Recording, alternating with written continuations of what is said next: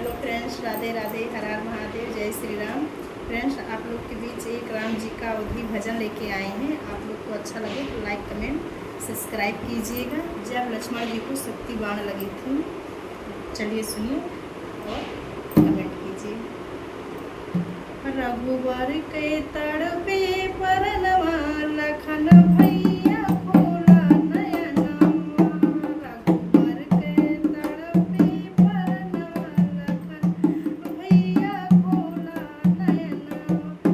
जब सुनी पई है माता कौशल्या, जब सुनी पई है माता कौशल्या।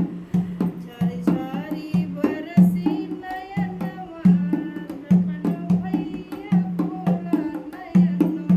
झरझर बरसी नयनवा लखन भैया खोला नयनवा। रघुवर के तड़पे परनवा लखन भैया खोला नयनवा।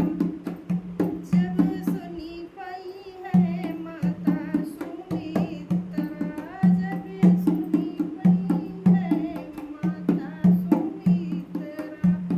तज दे है आपन परनवा लखन भैया खोला नयनवा।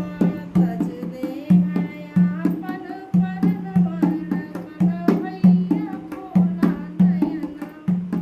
रघुवर के तड़पे परनवा लखन भैया खोला नयनवा। रघुवर के तड़पे परनवा लखन भैया खोला नयनवा। जब सुनी पई है भैया भरत हो, जब सुनी पई है भैया भरत हो। छोड़ दे है अवध भवनवा लखन भैया खोला नयनवा। छोड़ दे है अवध भवनवा लखन भैया खोला नयनवा। रघुवर के तड़पे परनवा लखन भैया खोला परनवा। रघुवर के तड़पे परनवा लखन भैया खोला नयनवा।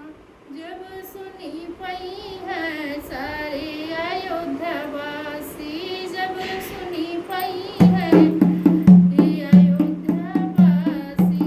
छोड़ दे है अवध रहनवा लखन भैया खोला नयनवा।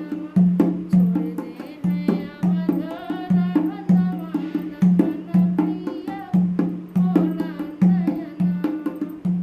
रघुवर के तड़पे परनवा लखन भैया खोला नयनवा। फ्रेंड, आप लोग को अच्छा लगेगा तो लाइक कमेंट सब्सक्राइब कीजिएगा। हर हर महादेव, राधे राधे।